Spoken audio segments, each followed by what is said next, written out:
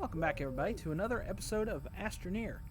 It's been a couple months since we last played, and they just recently released a new automation update with new automatic arms and extractors and little storage containers and everything else. So we're going to go ahead and get all those things printed off here and lined up. We'll see what those look like. So we've got everything printed off now. We've got here the auto arm. Let's go ahead and unpack it. And let's see what it says about it. Auto arm automatically transfers small items into open slots. Okay, so I'm not quite sure how a lot of this stuff works, but we'll just have to kind of mess around with it and test around and see how a lot of this stuff, works. Then we've got the medium resource canister. Now this isn't too bad to make. This only takes like plastic and glass. It's pretty much, I think, the exact same recipe as the soil canisters, which means these could come in handy. Holds 32 resources. Okay, how does this thing work? If I give you a piece of aluminum, okay, so it can only hold a single resource, I believe. Yeah, holds a large amount of a single resource. And if I click F, there it is, output. Okay, so we could actually make a ton of these and actually get rid of all of those medium storage units, or what the heck they're called. Because this, I could actually make all the resources to make this on the soil centrifuge and the chemistry lab. That won't be too bad. We'll have to make more of these. I'll take that though. Then this is the power sensor, which in making all these, I've kind of noticed that even with the RTG, power is not very consistent when it's running everything, especially research. Research seems to take up quite a bit of power. So in that case, we might have to bring over the batteries and the power station from over there and bring it all the way over here. And with that, we might actually use these power sensors. Activates targeted items based on changes in available power. And then we got the storage sensor. Activates targeted items and changes in available storage. Then the battery sensor activates targeted items based on changes in battery change. The button sensor, button repeater. When activated, also activates any targeted items. Okay, so I think with these you can get in kind of like redstone, like in Minecraft kind of type creations. When working all these together, you can automate a ton of things because it's just the automation update. And then we have this, the big stuff. See, this is the large resource canister.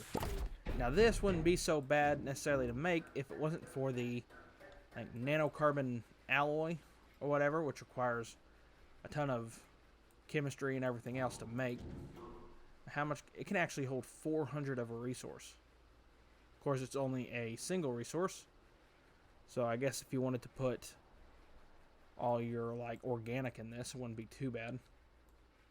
And then we got there it is, the auto extractor. Efficiently extract resources over time without removing terrain. Now let's see how this actually works. Let's go ahead and go over here, pick this up as best we can. Whoa. Okay. So if I move this over here, drop that. Okay. And let's go ahead and get in. Back this up. Close enough. Jump. Okay, we will throw this on there for now. And then we'll go ahead and take our medium resource canister. And we'll chuck it over here. There's nothing in that, right?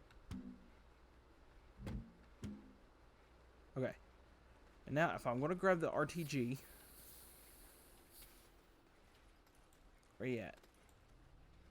There you are. Grab this.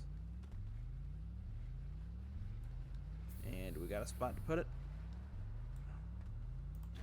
Yep. Okay. Now, let's go ahead and find us some kind of resource and test this thing out. We've got some ammonium over here. So let's go ahead and take this thing off. And if I put it right there. And let's see. Can I connect this thing? I doubt it. No, can't connect that right now. Okay, how does this thing connect here? I want this to plug in to there. Well, can I rotate this? There we go. Now, let's see if we can't make this work. There we go. Now, is it working? Does it need more power than that? Okay, turn on. There we go. Now, how long will this take to actually mine this out? Looks like it'd take quite a bit. Okay, so it's taken a couple minutes, but we've only gotten 3 pieces of ammonium here. Grab that one. Put it there. Yeah, we've only got 3 pieces of ammonium. So this wouldn't be bad if you let it sit and just walked away and let it do its thing. And I think we're running at less than half power. So it might be a little faster than that. But the RTG is just not doing it, really. So we're going to have to find better ways to power this eventually. But this will come in handy if we just, like, leave one on Glacio for a while and get some titanium. Because I think titanium is our biggest resource that we're kind of running out of right now. Although with the trading rocket, whatever that thing is, we can get more titanium for, I think it's 2 pieces of scrap per titanium. Something like that. 2 or 3 pieces of scrap per titanium. So it ain't too bad. So let's go ahead and take this down. And head on back to base. Finally back home. And with that, I think we're going to call this episode here.